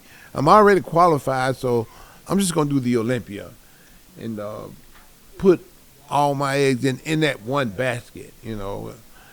Because I guess they got more ways of making money. You know, we made money by competing. You know, today they got all this social media stuff. You know, they can go in and get all these followers and get money from that. You know, we didn't have all of that. We had to compete on the stage and make our money. Whereas they got these other avenues. Yep. And competing ain't their only source of income. You know, like it was for us. So that's the big difference. Now, Ronnie, is it more difficult to get into the top or staying on the top, like you did for 8 years? The feeling of everyone trying to take your place, and you have to go year after year, keeping the same position or to overcome yourself? It was both. It was hard to get to the top, and it was hard to stay on top. So for me, once I got to the top, I still had to work as hard, you know, to stay there, and sometimes even harder to make sure I don't get caught. So I'm not resting on my laurels. Just because I've made it to the top, there's no time for me to relax. I got to go harder and get better. So I'm like, okay, I got the formula. I know what to do. But this year, I'm going a little step further, and I'm going to work a little bit harder and try to get a little bit better just to make sure I stay here on top. I'm not going to rest. I'm not going to take any time off, you know. I'm going harder. I'm not going to, you know, just be happy with the way I looked, you know, last year. I want to look better next year. And, you know, that's what kept me, you know, ahead of everybody, and it kept me on top. Because I wasn't relaxing. I was going harder, year after year after year, you know. So I figure, like, you know, I know what to do, and all I got to do is do that. But I'm not satisfied with just doing that. I'm going to do a little bit more just to ensure, you know, I stay here. I'm not going to just do what I did last year. I'm going to do a little bit more. The basic. Yeah. Now, when you lose after 8 times in a row being the champion, what's the feeling to realize you might not be the best anymore? Do you feel frustrated, disappointed, or you're preparing yourself psychologically to know that that would happen sometime? Well, they say there's only one person who's pretty much undefeated, and that is Father Time. Time is going to catch up with you, and there's nothing you can do because you can't beat Father Time. You can beat everybody else, you know.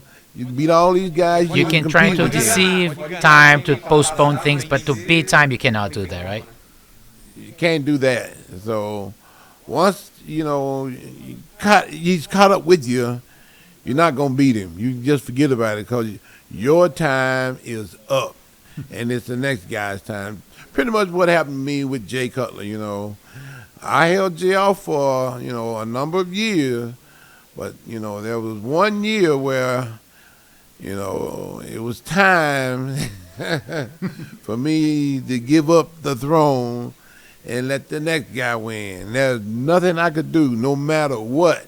No matter how hard I trained, no matter how many sacrifices I made, no matter how dedicated I was, no matter how resilient I was, Father Time was going to get you. And there's nothing you can do because you cannot beat Father Time. Renato Cariani has a question for you, right? So, Renato Cariani, please. Ronnie. We know, you are the best. We know. Mm-hmm. But Jay beat you one day. He beat you.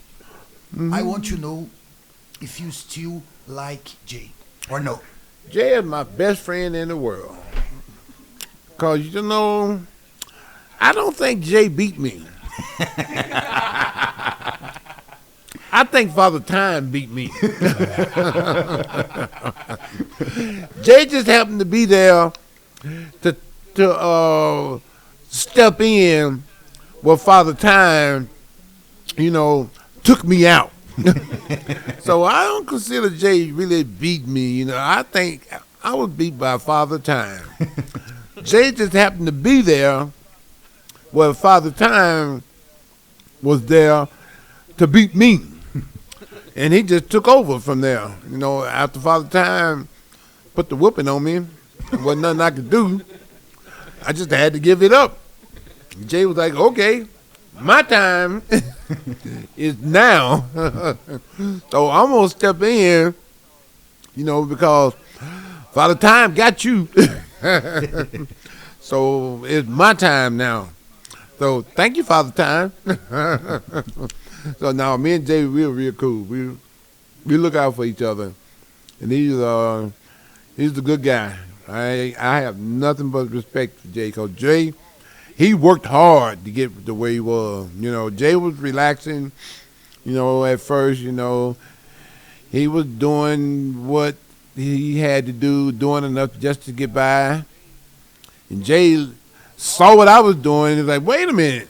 I need to be doing what he's doing. I need to be doing those exercises he's doing. I need to, you know, change some things up here. And that's what he did. He changed his way of training and adopted my training style. And when Father Time got the best of me, he was right there to step in and take over. So it's all good, you know, like I said. No matter what you do, no matter how hard you train, no matter how dedicated, no matter how many sacrifices you make, Father Time gonna get you. He gonna beat you every single time. and ain't nothing you can do about it. So, it's all good. I won 8, so what am I gonna be mad about? Well, but now let's talk about the time, the wearing out of bodybuilding had an effect on you. The problems you had, herniated disc and all that. That's a genetic part. That's because of the amount of weight you're lifting. What happened there, right? Well, to get honest with you, a lot of people don't know this, but when I was playing football, I got injured a lot, a whole lot. I had knee problems where I got injured my knees. I had ankle problems where I injured my ankle. I had neck problems where I injured my neck. I had back problems where I injured my back really, really bad, to the point where I was going to the doctor every single day, trying to figure out what is wrong with my back. Why am I in so much pain? And the doctor's like, hey, ain't nothing really wrong with your back. You just working a little bit too hard. I'm like, no, something wrong with my back. I'm in a lot of pain, doc. He's like, well, we got these x-rays here, and that's all we can tell you. There's nothing wrong with your back. You just injured yourself, and you just need to heal up. Take some time and heal up. Well, okay, I took some time, healed up, and I also went to the chiropractor to help me with my injuries. Every single day, day after day, I'm at the chiropractor's office, doing these machines, getting on these machines and stretching my discs out to, get some fluid and some healing in there, rehabilitating my injuries in my back. This is while I'm playing football, though. These injuries happened then. After time, I'm in the gym working out, training real hard, banging and banging. After a while, all that stuff catches up with you. And that's pretty much what happened to me. After all this, running into people real hard, hitting them as hard as I can. I got, injured in the process of doing all of that, and like over time, it just catches up with you, all this banging and training hard and working out hard. Every now and then, there's an injury in the gym also, But I had herniated one of my discs back in 1996. I never forget it. I was squatting. I had only took off about a week, and at the time I was doing 585 pounds, that is, for 12 reps. Well, I go back to training after taking off for a week, and I'm like, I did 12 reps for this, when I stopped, so I should be able to do 12 reps again. Well, that week, taking off kind of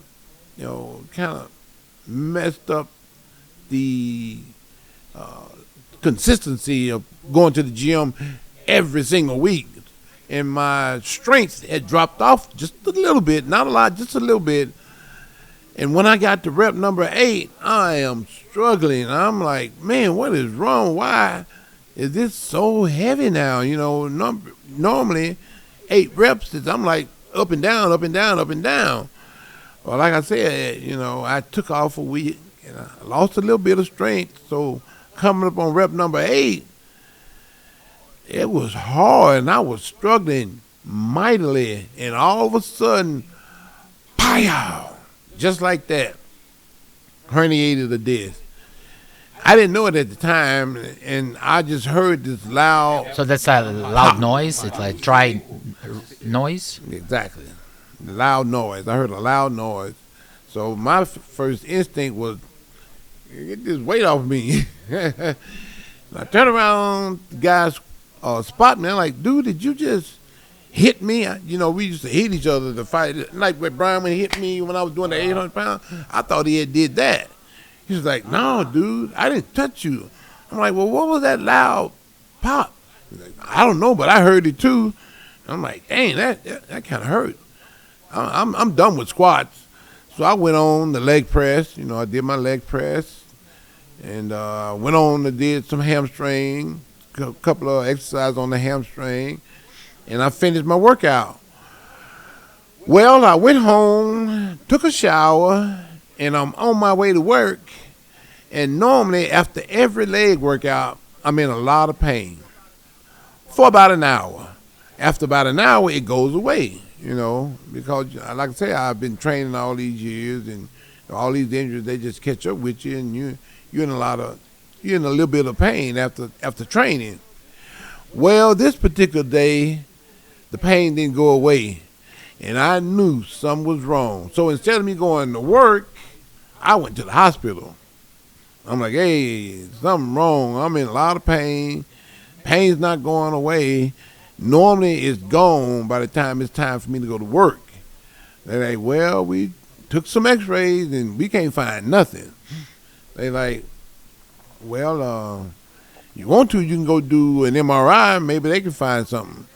So the next day, I'm in a lot of pain now. Next day I go do this MRI, come to find out I had herniated the disc. I'm like, oh, man, I got to get ready. I'm getting ready for the Arnold Classic. This is my first time. They're like, well, we could do surgery, but it's going to put you down for a little bit, or you could rehabilitate it yourself.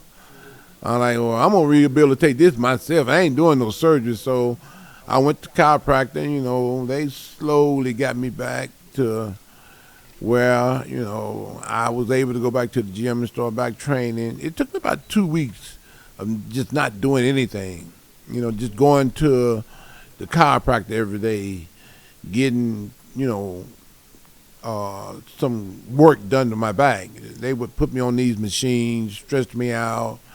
They would do some little manipulation of my back by, popping it and doing stuff like that. So in 2 weeks, I went back to the gym, and the first thing I'm doing is like, man, I got to conquer this field squats now, that because I've kind of herniated that disc, but I've been going to the chiropractor, and I feel a little bit better. I'm not in so much pain, so I'm gonna do these squats. Well, I went back to doing squats, and I did okay, but I didn't go heavy. I went up to 300 pounds instead of 600. And I was able to do about 10 to 12 reps until I slowly built my strength back up where I could go back to 6 plates again, and everything was okay. And that's how that pretty much happened. So going to the chiropractor pretty much rehabilitated me, and able to, where I was able to go back to the gym and continue training and doing squats and everything that I had been doing the whole time to get ready for, all my shows. And today you can still, how's your training today? Is it normal? No more squats. No more squats, okay. No more deadlifts. My balance is real bad now, after, this major surgery that I had in 2015, I hadn't been able to get my balance back yet. Boy, I'm to the point where I can, do squats and do deadlifts. None of that. And the whole time that I've been trying my best to get back to what I used to do, I hadn't been able to get back there yet. And it's been, a long road, and I've been interrupted by other things, like I remember I was getting surgery done on my back, from, working out in the gym, and after that surgery, it was just never the same. You know, I could never get back to where I wanted to be. And it's still that way to this day. You know, I still hadn't gotten back to where I want to be, where I can, you know, go to the gym and do normal workouts where like squats and deadlifts. You know, I hadn't been able to get back to that yet. And it's always been something to interrupt me. Like I had to have like hip surgery, 3 of them. I had to have neck surgery, like 4 of those. So it's always been something. Then it got to the point where, 6 months ago, I was doing a seminar and went back to my room, go to sleep. I wake up and I'm in a ton of pain, and I don't know what's going on. Come to find out, I ended up with sepsis. I ain't never heard of that before. That's one of those major diseases that attacks your organs, shuts them down.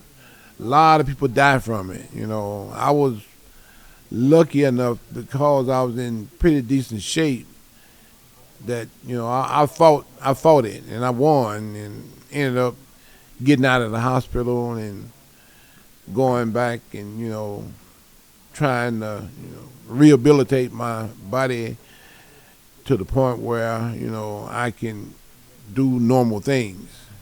Like now, you know, I'm able to travel still, you know, make appearances, and hopefully one day I can get back to training and working on my balance issues again to the point where I can walk without assistance, like being in the wheelchair, walking around with crutches. That's my biggest thing, and I'm still fighting since like 2015. And quitters never win, and I'm not a quitter. I'm a fighter. So as long as I can fight this thing, I'll eventually win, no matter what, no matter how long it takes. And that's pretty much where I am now. Still fighting to get my balance back. So I'm sure about that. I absolutely agree. Now, I'd like to know what the doctor told you when you woke up, right? When you woke up from the last scare, and you asked if you were close to death. What did he answer you? He's like, man, 15 minutes later, had you delayed 15 minutes and not called us, you wouldn't be here. So my daughter, she was with me at the time, and she called my wife, who told her to call 911 and have, you know, paramedics show up. So had I not told my daughter, hey, I need help, I wouldn't be here. So by the grace of God, you know, I was able to tell her I need help, because I don't remember nothing. I don't remember anything. I don't remember doing a meet and greet that I did earlier that day. I don't remember a seminar that I had done earlier that day. I don't remember anything. All I remember is waking up in the middle of the day now, and being in a tremendous amount of pain. I mean, not just like my arms are hurting. It's like my whole body is in pain. And that's all I remember. Is telling my daughter, hey, Lola, I'm in a lot of pain. I don't know what's going on. I need help. And she calls my wife, her mom, and my wife said, show me what it looked like. She was on, I guess, FaceTime. She put the phone to my face. My wife's like, call 911, something wrong with him. She said I was completely red, and I wasn't there, you know. And my daughter called 911, and I remember them showing up. And that's the first thing they said to me, man, if you'd have waited 20 minutes, you'd have been out of here. You'd have been dead. I'm like, what? That's the last thing I remember.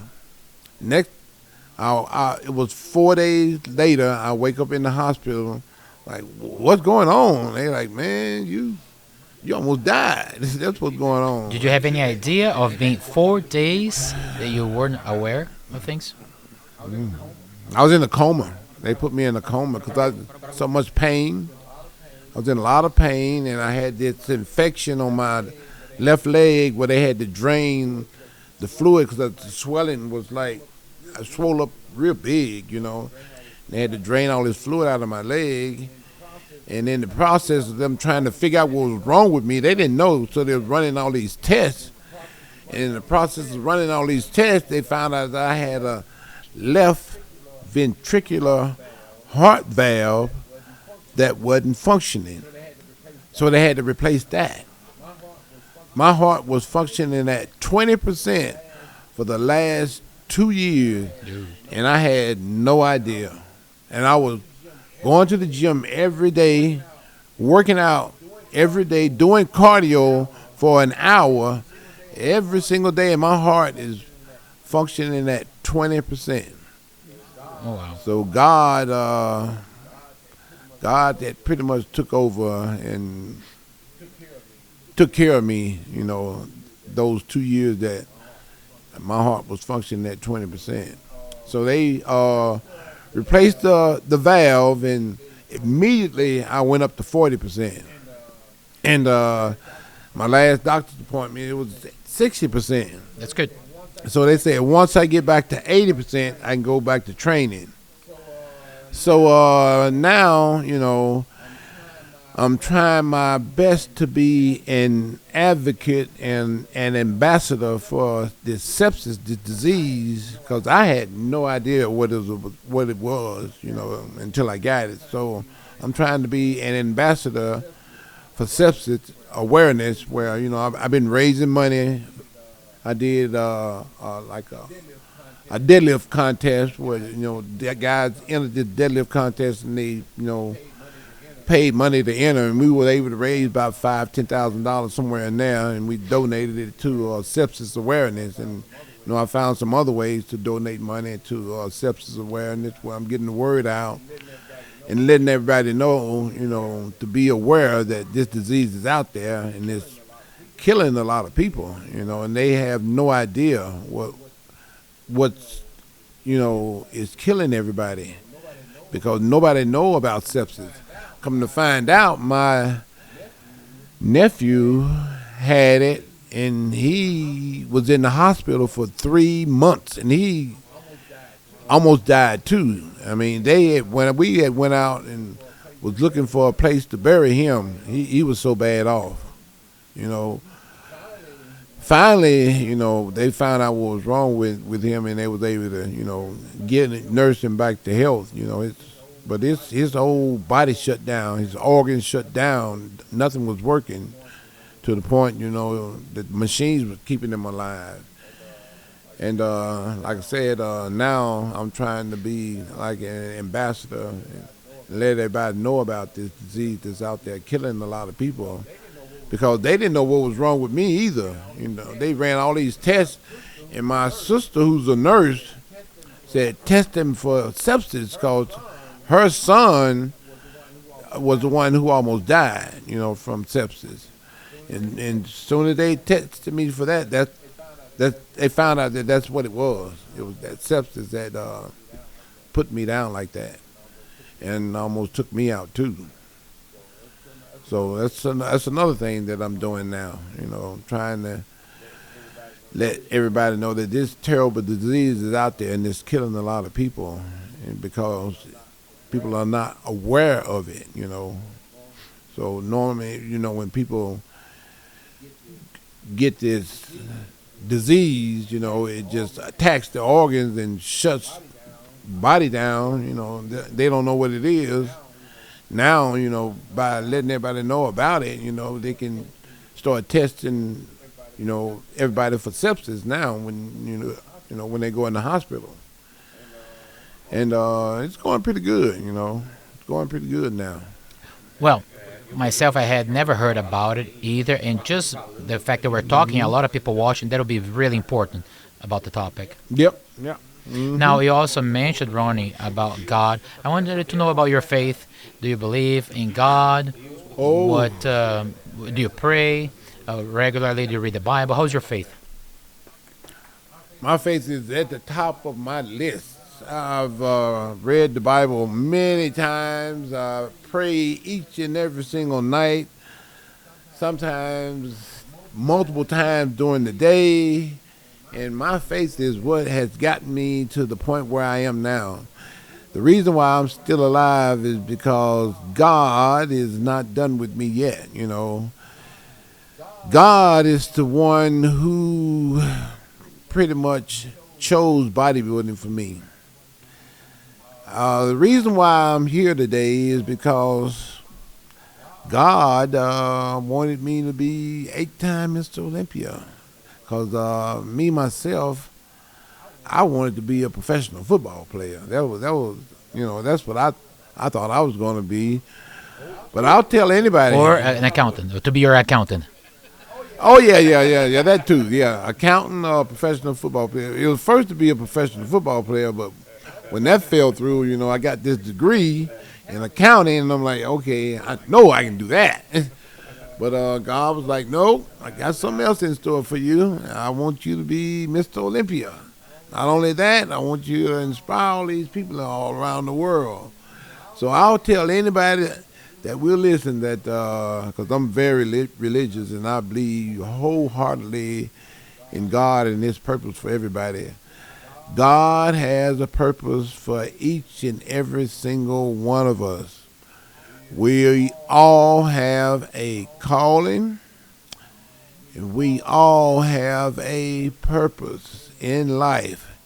We are all here to make the world a better place for each and every single one of us. We all have a purpose. We all have a calling.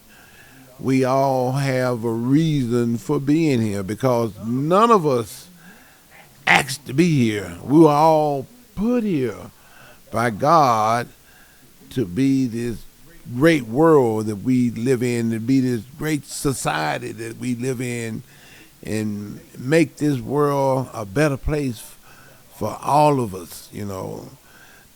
All of us are given gifts to be like professional football players, professional basketball players, to be senators, to be doctors, to be lawyers, some to be Burger King people. Work at Burger King and help people get food, eat food, provide food for people. That's a job, you know, that's a career also. Of course. And that pays the bills. So God has a purpose for everybody. We all have a calling. Amen. We all have a career. And we all have a purpose. Each and every single one of us has that. I truly, truly believe that, Ronnie. I really do. Now, let's go to questions because there's Tuguro question, there's Julio's question. So let's see the question on the chat. All right. Let's see So what Carlos we got. Henrique. What do we have here? Carlos Henrique, first of all, he's saying, up until training is healthy, and if there's a fine line between healthy training and the exaggeration during your training, overtraining. Overtraining? I don't know about overtraining. That might be, I don't know what I'm doing training. Maybe that's overtraining. But I try to tell people, find somebody that's knowledgeable. You know, find somebody that's been there and done that. Find somebody that studied to be a trainer. Find somebody who has a lot of knowledge and can teach you exactly what you need to do, because you have no idea of what you need to do when you decide you want to train. So go to somebody that's knowledgeable and learn as much as you can from them, because knowledge is power. The more you have, the better you're going to be, better off you're going to be. And that's how, I became 8-time Mr. Olympia. I went, and Brian taught me everything he knew about the sport of bodybuilding. Well, Brian's knowledge was limited. So I had to go to somebody else who knew just a little bit more than Brian. And I went to that next person, and I learned as much as I could from them. Well, that person, their knowledge was also limited. So I went to the next guy. And the next guy took me all the way to the top. And the next guy was the guy who I exhausted all the knowledge that I needed from him to become 8-time Mr. Olympia. So it's not just one person. Sometimes it could be 2 or 3, in my case, which was about 3. Julio Valesini has a question. Oh, okay. Oh, it's me. Okay. I was sleeping here pretty much. I didn't pay attention. Ronnie, if you could choose an NFL team for you to play at, what team would that be? The team that I could go in and start and make a lot of money and have a lot of fun. Whatever team that would be. So that's the team that I would play for. And I believe Toguro has questions about his end of the year, right? Ronnie, where are you going to spend your year-end? There's an apartment in Balneario, a city here. Oh, yeah? There are some working girls there. I'm thinking about taking them with me. Oh. Sounds pretty good. Well, I don't know if it would work for me, but, it sounds pretty good for you. What do you know about Brazil? What do you know about our culture here?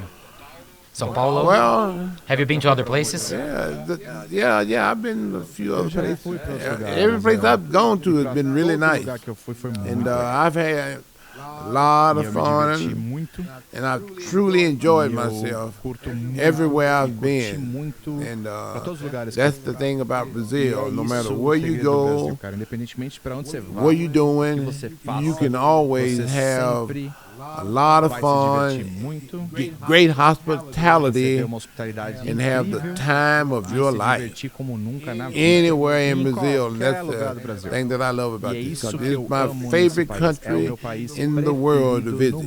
Because every time I come, I always have the best time and have the best hospitality and the most fun. And the food is really good. It's really great, indeed. You have a question? Another question from Marcos Paulo. He's asking if you see any athlete, current athlete, get to the muscle volume that you got to. No, not really. No. It's a different era. Every era has its own unique ability, own uniqueness about it. And that era was when I was, winning. That was one of the best eras out there, I think. This era here is just a little bit different. The guys are a little bit lazier, a little not so dedicated, motivated, and determined. And that makes all the difference. And that's what their era is going to be known for. Not being so dedicated, determined, passionate about, and being in the best condition, the most conditioned, the best shaped guys out there. And that's the difference between their era and my era. Ronnie, thank you so much for our conversation. You're really friendly. You opened your life to us. You told a few stories that were really fun. Others were more dramatic, but I was able to see here a little bit of your life, a glimpse of your life, so I'd like to really, really appreciate your presence here. I really enjoyed being on, and I'm glad you invited me. And I'm here to just, educate, teach as much as I can. We brought our company, Ronnie Coleman Signature Series here, and we want to, be there for the people, have them obtain as much knowledge and have some of the best products on the market, and to take their goals to the top, and be the best they possibly can be.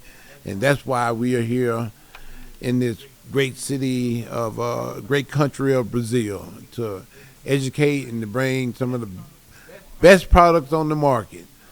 And we've done that all over the world, and in Brazil. Their time is now.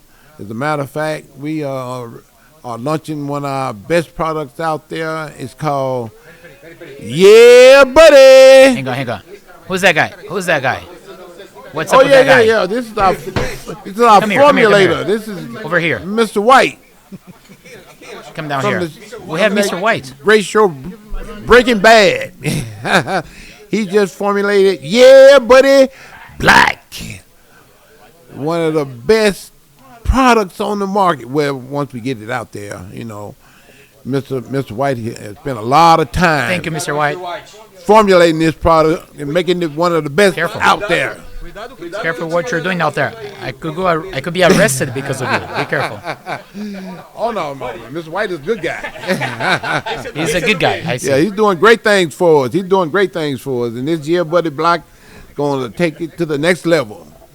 One of the best Yeah Buddy pre-workouts on the market today. We got 3 Yeah Buddies. We got Extreme. I'm going to try it today.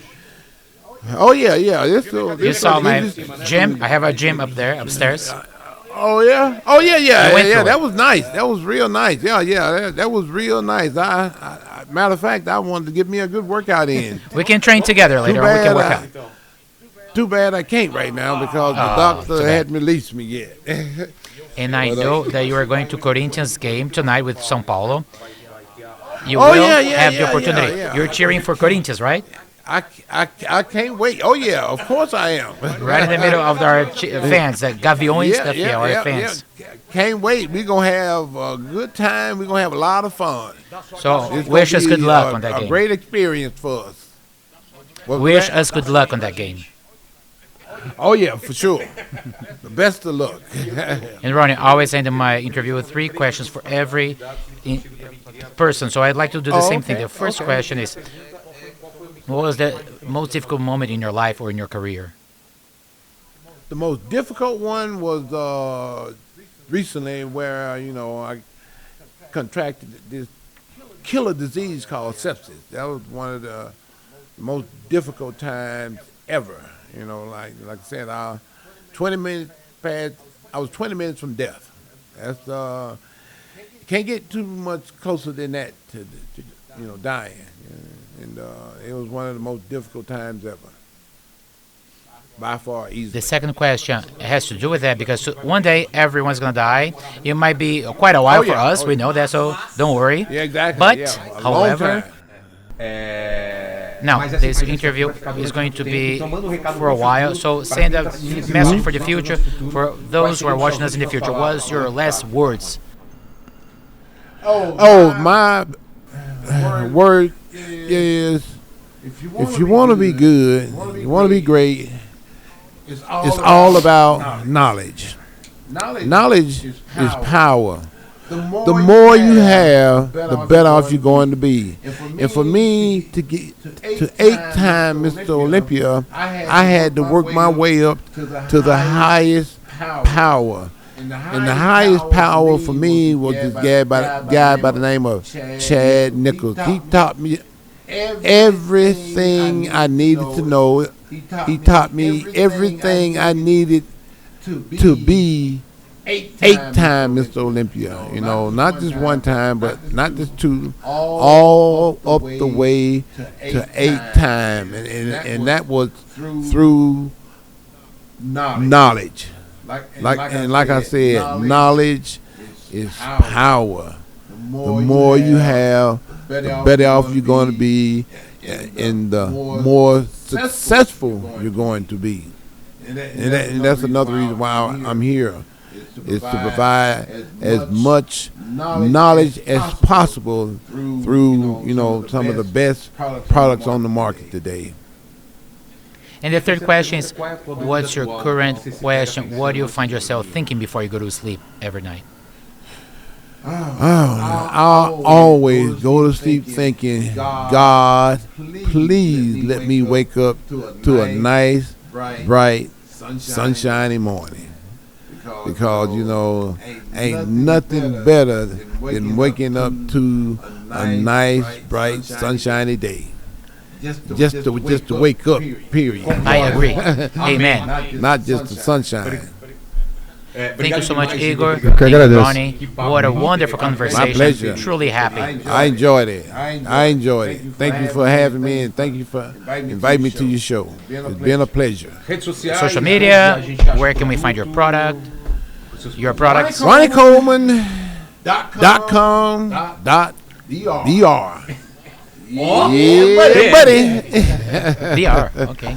What about you, Igor? Quero agradecer a todos vocês pelo convite aqui, para estar aqui hoje. Foi uma honra estar com o Ronnie mais uma vez. Tenho um carinho muito grande por ele, uma admiração.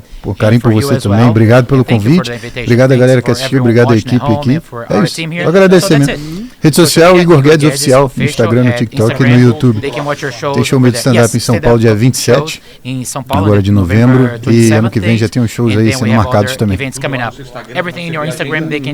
Em breve, show nos Estados Unidos. Quero você lá me assistindo, hein? Stand-up nos Estados Unidos. Comedy show. Oh yeah? Oh, okay, cool. Can't wait. I look forward to it. Thank you, everyone who watched us, and hope you can like our video, so that a team. And now it's time for you to shine, Romero, because people are watching our comments to prove that they were all the way to the end of this podcast. But to prove that you were all the way to the end, just write down, yeah, buddy, put yeah, buddy in the podcast chat room, so you can prove you're all the way to the end. So I'm glad you're all here. Take care, guys. As opiniões e declarações feitas pelos entrevistados do Inteligência Limitada são de exclusiva responsabilidade deles e não refletem necessariamente a posição do apresentador, da produção ou do canal. O conteúdo aqui exibido tem caráter informativo e opinativo, não sendo vinculado a qualquer compromisso com a veracidade ou exatidão das falas dos participantes. Caso você se sinta ofendido ou tenha qualquer questionamento sobre as declarações feitas neste vídeo, por favor, entre em contato conosco para esclarecimentos. Estamos abertos a avaliar e, se necessário, editar o conteúdo para garantir a precisão e o respeito a todos.